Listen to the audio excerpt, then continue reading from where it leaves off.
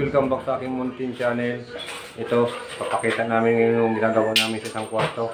Hindi kami kagahapon gawa ng maayos, gawa ng walang flooring. At then ayos yung mga wiring. Sinimulis namin yung pilo kahapon. Ngayon na ito. Naumpisa na namin maglagay ng reflex para ceiling. Ito lang yung gawa namin kahapon, nag-demolish lang kami kasi blackout eh. Lahat ng kuryente, walang power. Ginawa yung mga wirings. Ito, masilya lang kami sandali kahapon. Isa ngayon guys. Ito muna ang pipinisin namin, gawa ng daming gamit para pag napinis lahat to. Lipat kami magamit dito. Tapos sa isang kwarto ulit. Tapos yung dito, ito lang siya demolish dito. Ito tatanggalin din to, demolish din to sa isang kwartong maliit. Okay, trabaho muna kami guys. Ayan siya guys, kunti na lang. Ayan, dito na lang sa siruho na lang to. Na lang, tapos ito, mamasilyahan na namin to. Pati wall, ma-flat na rin siya. Para bago namin ito iwan ang finish lahat to. Makalipat isang kwarto. Guys, naglilinis kami dito at mamaya magliliha kami. Katapos namin mag break time para ma-first coat tong isang kwarto na to.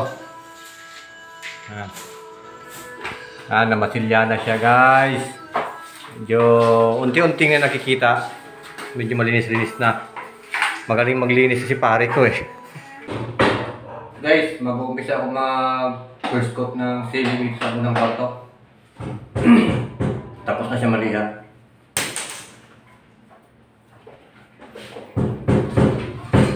Number 7, brother.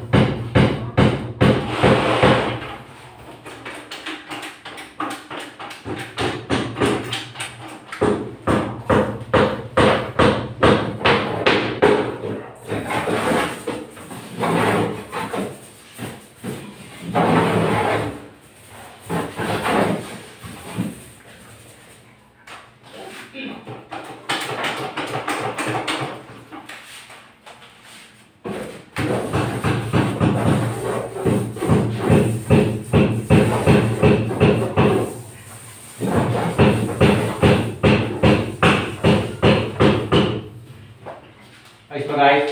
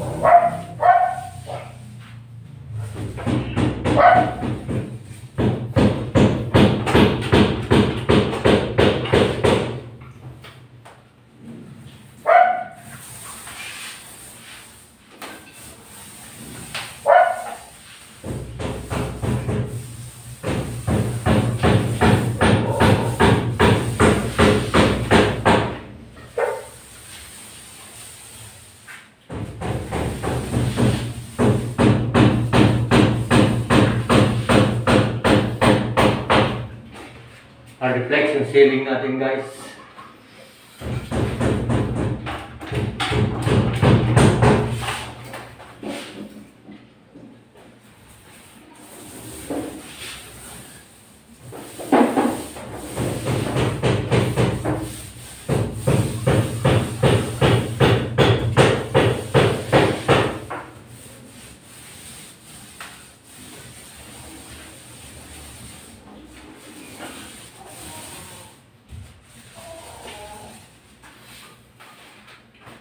Okay guys, update na lang ulit ako guys.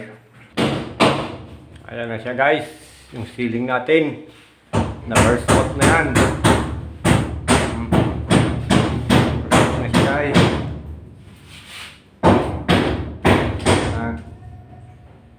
First coat na. Tapos yung dito sa CR naman, nilalagyan ng pare ko ng hardflex. Ceiling siya dyan. Daanan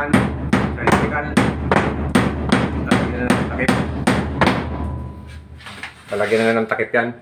Kasi daanan niya papunta sa bolt. Ay, bolt sa loob, oh. Bolt yan, guys. Sabihin niya na, saan location niya? Secret! Tapos ito bukas, i-double coat na itong kisame, yung ceiling natin, yung wool na. Okay, ito sa akin bukas dito. Linis ko ito. Para makalipat dito, makatulog na dito kung mayari. Lilipat kami dito sa isang kwarto. Ito naman dito, may ceiling ng iba nito. Mga siruho na lang. Para yung paglilipat-lipat ng gamit, guys. Tambak yan, eh, oh. Ayan na lang yung ceiling dyan, oh, yung mga gilid. Nag-iwanan namin yung para nung kahapon, yung nag-electrical. Kaya hindi nagagamit yung mga kilos dahil as in lahat walang ano yan, kuryente. Blackout lahat yan. Yan na lang. Yung kahapon nag-ispat-ispat kami ng masilya. Ayun dito. Ayan, yan na lang.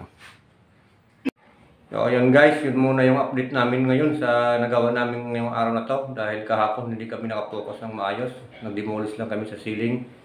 At nagmasilya sa mga dapat masilyahan. Maraming salamat nga pala guys sa inyong asawang suporta sa aking Mountain Channel.